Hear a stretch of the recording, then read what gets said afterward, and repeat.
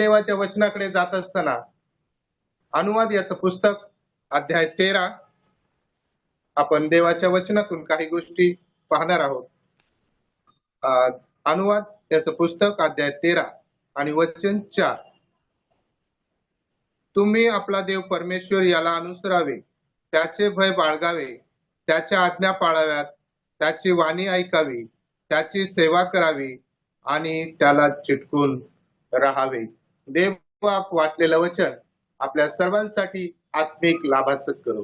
कारण प्रियानो, आपण या ठिकाणी पाहतो की ज्यावेळेस देवाने इस्रायल लोकांना मोशेच्या द्वारे मिस्र देशातून बाहेर काढलं आणि त्यावेळेस देवाने त्यांना काही नियम आणि आज्ञा दिल्या आणि त्या आज्ञा आणि नियम दिलेले असताना देखील या इस्रायल लोकांनी काय केलं बरं? परमेश्वराविरुद्ध त्यांनी कुरकुर केली, परमेश्वराविरुद्ध त्यांनी बंडखोरी केली आणि परमेश्वराने त्यांना एक गोष्ट सांगितली होती की तुम्ही मूर्ती पूजा करू नये। परंतु ज्यावेळेस मोशे परमेश्वराच्या सानिध्यात गेला त्यावेळेस या इस्रायल लोकांनी अहरोनाच्या संगतीने त्या ठिकाणी सोन्याचं वासरू बनवलं आणि असं म्हणलं की ज्या देवाने आम्हाला मिस्र देशातून आणलं त्याचं काय झालं, आणि म्हणून आमच्या समोर चालतील किंवा आम्हाला दिसतील अशा प्रकारचे देव आम्हाला बनवा। आणि अशा प्रकारे त्या ठिकाणी त्यांनी पातक केलं। आणि प्रियानो, आम्ही पाहतो की पुढे ते कनान देशामध्ये जात असताना प्रियानो, परमेश्वराने त्यांना अभिवचन दिलं होतं की मी तुम्हाला ज्या ठिकाणी दुधामधाचे प्रवाह आहेत अशा देशामध्ये तुम्हाला मी घेऊन जाणार आहे। परंतु या अनुवादाच्या पुस्तकात आम्ही पाहतो की तुम्ही आपला देव परमेश्वर याला अनुसरावे। आणि या इस्रायल लोकांनी परमेश्वर जे काही परमेश्वराने सांगितलं, जे देवाने त्यांना आज्ञा दिली, त्या आज्ञेचं त्यांनी उल्लंघन केलं आणि देव म्हणला की तुम्ही या ठिकाणी अनुसरावे। याचा अर्थ देवाने ज्या गोष्टी सांगितल्या त्या गोष्टी करणे, आपल्या जीवनामध्ये त्या अंमलात आणणे। परंतु प्रियांनो, आम्ही पाहतो की करिंथकराच्या पत्रामध्ये पहिल्या 11व्या अध्यायामध्ये आम्ही पाहतो की संत पाऊल म्हणतो की तुम्ही माझे अनुकरण करावे किंवा मला अनुसरावे, याचं कारण मी ख्रिस्ताचं अनुकरण केलं आहे। प्रियांनो, आम्हाला कोणा व्यक्तीचं, कोणत्या माणसाचं अनुकरण करायचं नाही। जे देवाचे दास आहेत, जे आम्हाला प्रोत्साहित करतात, जे देवाचं वचन शिकवतात, जे देवाच्या वचनातून काही गोष्टी शिकले आणि परमेश्वराच्या आज्ञेचं त्यांनी पालन केलं, आणि तशाच प्रकारे संत पाऊलाचं जीवन प्रियांनो आम्हाला ठाऊक आहे। संत पाऊल ज्यावेळेस आम्ही पाहतो की परमेश्वराजवळ येण्यापूर्वी तो ख्रिस्ती लोकांचा छळ करणारा होता, ख्रिस्ती लोकांना त्रास देणारा होता, डांबून तुरुंगात टाकणारा होता, असा आतोनात छळ केला, त्यांना फार त्याने पिडलं।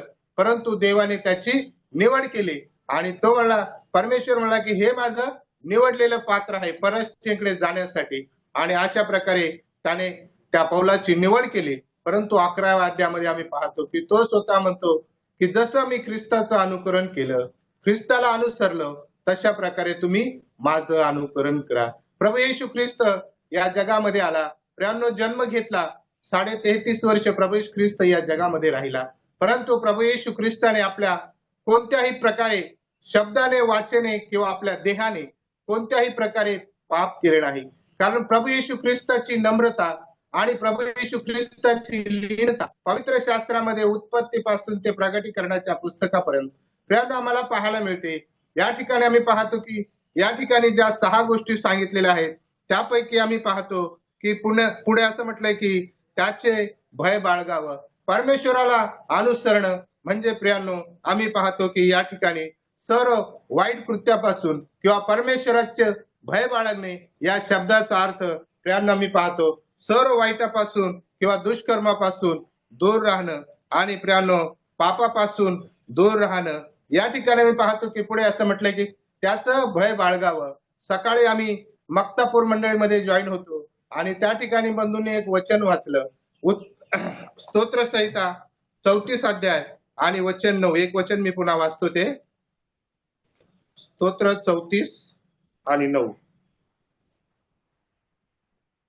परमेश्वराचे पवित्र जन हो, त्याचे भय धरा, कारण त्याचे भय धरणाऱ्यांना काही उणे पडत नाही। प्रियांनो, सकाळी आम्ही मक्तापूर मंडळीला जॉईन होतो, त्या ठिकाणी देखील आम्ही पाहिलं की जे परमेश्वराचं भय धरतात त्याला काही उणे पडत नाही। परंतु त्या ठिकाणी आम्ही पाहतो की एक 8 आहे आणि ती म्हणजे पवित्र, कारण परमेश्वर पवित्र आहे. आणि म्हणून पेत्राच्या पत्रामध्ये त्या ठिकाणी आम्ही पाहतो 1:15 मध्ये तो म्हणतो की जसा मी पवित्र आहे तसं तुम्ही पवित्र असावं. आणि परमेश्वर या जगामध्ये जन्माला आला त्यावेळेस त्याचा जन्म देखील पवित्र आत्म्यापासून झाला आणि जगातील त्याची वाटचाल जर पाहिली तर प्रियांनो पवित्रपणे तो जीवन जगला. आणि म्हणून या ठिकाणी आम्ही पाहतो, या ठिकाणी अनुवादाच्या पुस्तकामध्ये आम्ही पाहतो की त्या ठिकाणी असं म्हटलं की त्याचे भय बाळगावे आणि त्याच्यानंतर असं म्हटलं की त्याच्या आज्ञा पाळाव्यात. परमेश्वराने ज्या काही आज्ञा दिलेल्या आहेत, प्रियांनो जास्त आज्ञा नव्हत्या, फक्त 10 आज्ञा आणि जवळजवळ 630 नियम देवाने दिले होते. आणि त्यापैकी प्रत्येक गोष्ट आम्ही पाहतो की जे देवाचे दास होते त्यांनी देवाच्या इच्छेप्रमाणे परमेश्वराचं आज्ञा पालन केलं.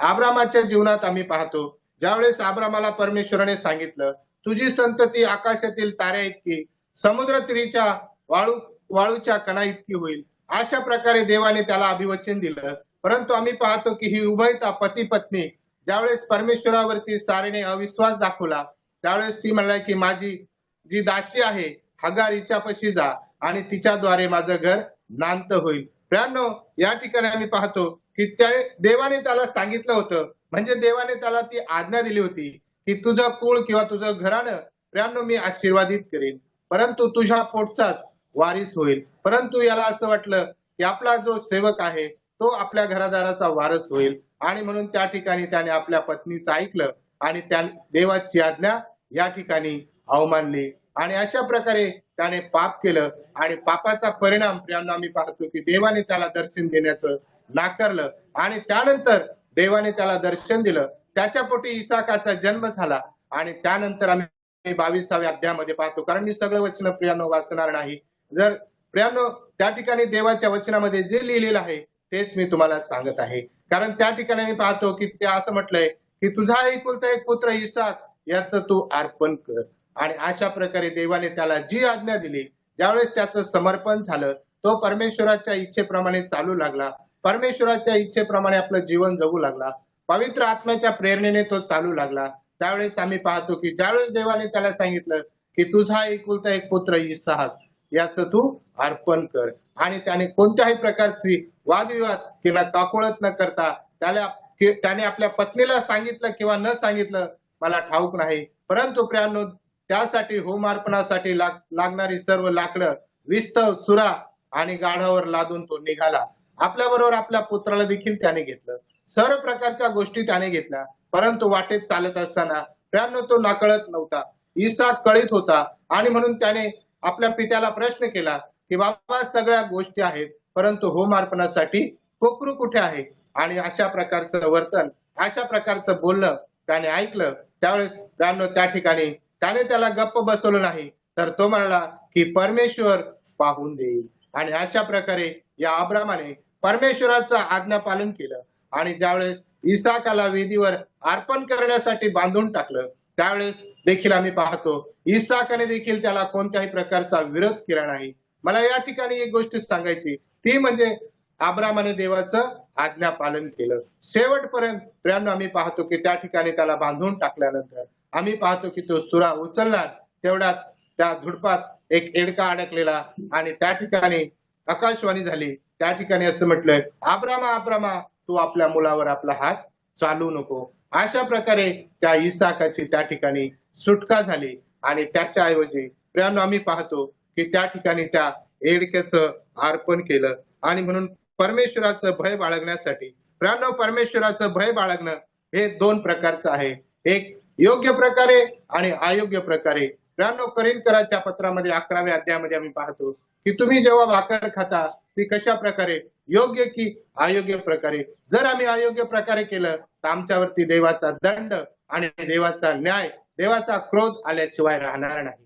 परंतु या ठिकाणी आम्ही पाहतो की परमेश्वराचं भय धरण्यासाठी प्रियांनो डॉक्टर स्कोफिल्ड देवाचे दास अशी व्याख्या केली, देवाचं भय धरणे म्हणजे वाईटाचा द्वेष करणे आणि परमेश्वराचा आदरयुक्त विश्वास आपल्या अंतःकरणात धरणे. आणि म्हणून प्रियांनो त्या ठिकाणी असं देखील म्हटले की पापाचा द्वेष करणे, कारण प्रभू येशू ख्रिस्त या जगामध्ये आला त्यावेळेस असं म्हटलंय की पाप्यांबरोबर ते जेवला, परंतु पाप्यावरती त्याने प्रेम केलं, त्याच्या अंतःकरणातील त्याचा पापाचा देवाने प्रभू येशू ख्रिस्ताने तिटकारा केला. आणि म्हणून प्रियांनो आम्ही पाहतो या 6 गोष्टी ज्या आम्ही आमचं ख्रिस्ती जीवन जगत असताना प्रियांनो देवाने ज्या आम्हाला सांगितलेलं आहे की तुम्ही आपला देव परमेश्वर याला अनुसरावे. याचा अर्थ देवाने तुम्हाला आणि मला या जगामधून निवडून घेतलेलं आहे. जसं इस्रायल लोकांना मिसर देशातून बाहेर काढलं आणि जसं मोशेला त्या ठिकाणी नेता किंवा पुढारी म्हणून पाठवलं, त्याच प्रकारे प्रियांनो आम्ही मिसर हे जगाचं चित्र आहे आणि या जगातून प्रियांनो देवाने तुम्हाला आणि मला निवडलं. या जगातून तुम्हाला मला निवडण्यापूर्वी इपिस्कराच्या पत्रामध्ये पहिल्या अध्यायामध्ये असं म्हटलं, परंतु त्या अगोदर आम्ही पाहतो उत्पत्तीमध्ये देवाने सबंध सृष्टी निर्माण केली, पृथ्वी निर्माण केली, सूर्य चंद्र तारे या सर्व गोष्टी देवाने निर्माण केल्या, केवळ आपल्या शब्दाच्या द्वारे निर्माण केल्या. परंतु या ठिकाणी मी पाहतो की देवाने या ठिकाणी आम्ही असं पाहतो की देवाचं भय बाळगणं आणि त्याच्या आज्ञा पाळाव्या आणि त्याची वाणी ऐकावी, त्याची सेवा करावी आणि त्याला चिटकून राहावं. त्याची वाणी म्हणजे प्रियांनो देवाचा शब्द ऐकणे. कारण या ठिकाणी आम्ही पाहतो की परमेश्वराचं भय धरण्यासाठी लागणाऱ्या ज्या गोष्टी आहेत तो विश्वास प्रियांनो आमच्या अंतःकरणात निर्माण होण्याची गरज आहे. आज आपण या ठिकाणी जे प्रभूमध्ये आहोत ते सर्व जॉईन झालेलो आहोत. आमच्या प्रत्येकाच्या अंतःकरणामध्ये प्रभू येशू ख्रिस्ताने दिलेला विश्वास तारणाच्या द्वारे जो विश्वास आमच्या अंतःकरणामध्ये आहे. आणि म्हणून प्रियांनो योहान 3:16 मध्ये असं म्हटलं की देवाने जगावर एवढी प्रीती केली अशासाठी की जो कोणी त्याच्यावर विश्वास ठेवतो. प्रियांनो या ठिकाणी वाणी आम्ही पाहतो की परमेश्वरावर जो विश्वास ठेवलेला आहे, आम्ही परमेश्वराचं वचन ऐकलेलं आहे आणि पुढे असं म्हटलंय की त्याची सेवा करावी. प्रियांनो परमेश्वराचं भय धरणं किंवा परमेश्वराला अनुसरणं म्हणजे प्रियांनो त्याची सेवा करणं. आणि देवाने आम्हाला या जगामध्ये यासाठी ठेवलेलं आहे, कारण मनुष्य देवाने यासाठीच निर्माण केलेला आहे. प्रारंभी आम्ही पाहतो की आदामाला परमेश्वराने निर्माण केलं. त्या निर्मिती मागे देवाचा उद्देश की आदामाने परमेश्वराचं गौरव करावं, स्तुती भक्ती आराधना आणि देवाला धन्यवाद द्यावे. परंतु आदामाने पाप केलं आणि पापाचा परिणाम मरण. अशा प्रकारे प्रियांनो एका मनुष्याच्या द्वारे पाप जगात आलं आणि पापाचा परिणाम मरण. अशा प्रकारे सर्व माणसामध्ये मरण पसरलं आणि त्याद्वारे या पापाचा शिरकाव मनुष्यामध्ये झाला. आणि त्या पापापासून वाचवण्यासाठी किंवा सोडवण्यासाठी या जगामध्ये जुन्या करारात जर पाहिलं तर प्रियांनो देवाने त्या इस्रायल लोकांना नियम दिले. त्या नियमापैकी जर तुम्ही एखादं पातक कळत नकळत चुकून किंवा समजून उमजून केलं तर त्या ठिकाणी काहीतरी अर्पण द्यावं लागत होतं. परंतु या ठिकाणी आम्ही पाहतो की प्रभू येशू ख्रिस्त या ठिकाणी आम्हासाठी अर्पण होण्यासाठी प्रियांनो तो या जगामध्ये आला. कारण देवाने जसं इस्रायल लोकांना मिसर देशातून बाहेर काढलं आणि इस्रायलाचा शास्ता किंवा नेता पुढारी म्हणून त्यांच्यासाठी मध्यस्थ म्हणून देवाने मोशेला पाठवलं. आणि प्रियांनो निर्गमाच्या 4थ्या अध्यायामध्ये आणि 10व्या वचनात जर त्या ठिकाणी पाहिलं तर मोशे म्हणतो की मी बोलका नाही, मी जड जिभेचा बाबर ओठाचा आणि मी त्या ठिकाणी जाऊन काय बोलू. परंतु परमेश्वर म्हणला की तुझं मुख किंवा तुझं तोंड कुणी बनवलं, जे काही बोलायचं मी त्या ठिकाणी तुला सांगेन. आणि अशा प्रकारे फारोच्या समोर जाऊन तो त्या ठिकाणी उभा राहिला. इस्रायल लोकांना त्या गुलामगिरीतून, त्या दास्यगृहातून, त्या सैतानाच्या बंधनातून त्याने सोडवलं आणि देवाची सेवा करण्यासाठी. आणि म्हणून यहोशुआ मोशेच्या पश्चात आम्ही पाहतो 24:15 मध्ये त्या ठिकाणी असं म्हटलं की मी आणि माझे घराणे तर परमेश्वराची सेवा करणार. आणि त्या इस्रायल लोकांना तो म्हणतो की हे तुम्ही आजच ठरवा की तुम्ही कोणाची सेवा करणार.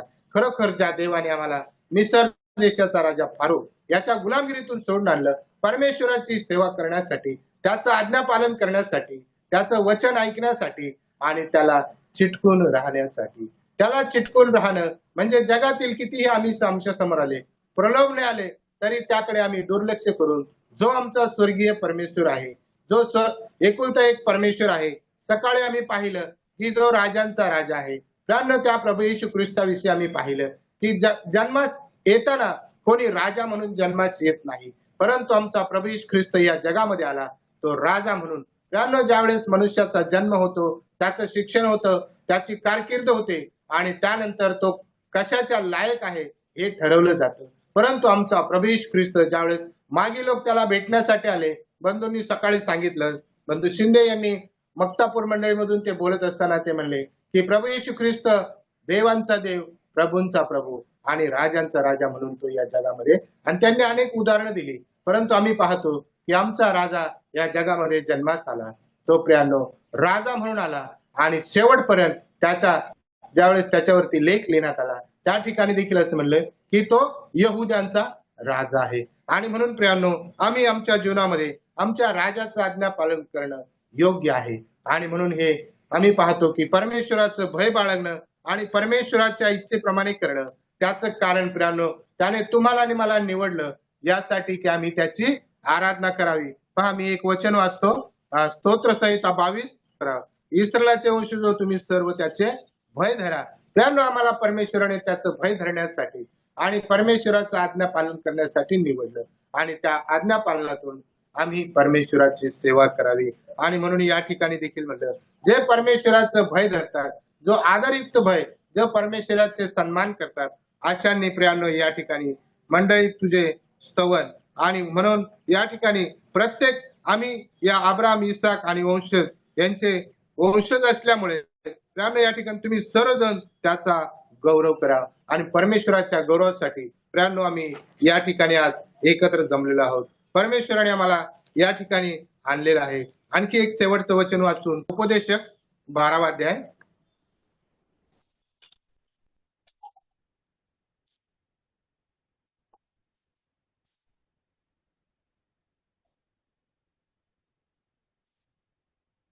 उपदेशक 12:13 त्या ठिकाणी असं म्हटलंय की या सर्वांचं सार हेच आहे की परमेश्वराचं भय धर आणि त्याचे आज्ञा पालन कर. प्रियांनो जे काही वचन देवाने आम्हाला दिले, वचन भरपूर आहेत, परंतु प्रियांनो वेळेअभावी ती मी या ठिकाणी वाचू शकत नाही, कारण या सर्व जे आपण ऐकलेलं आहे त्याचं सार हेच आहे की परमेश्वराचं भय धरणं आणि परमेश्वराच्या आज्ञेप्रमाणे करणं. आणि म्हणून प्रियांनो आम्ही प्रभूला धन्यवाद देऊया की कारण परमेश्वराने ज्या आज्ञा नियम दिल्या त्यापैकी या ठिकाणी 6 गोष्टी आम्ही पाहिल्या, आणि त्या 6 गोष्टी म्हणजे शेवटच्या आहे त्याला चिटकून राहणं. प्रियांनो परिस्थिती कोणची असो, कसंही असो, प्रियांनो आम्ही आनंदात असो, संकटात असो, कोणत्याही परिस्थितीत असो, आम्ही परमेश्वराला चिटकून राहणं हे योग्य आहे. आम्ही प्रभूला धन्यवाद देऊया.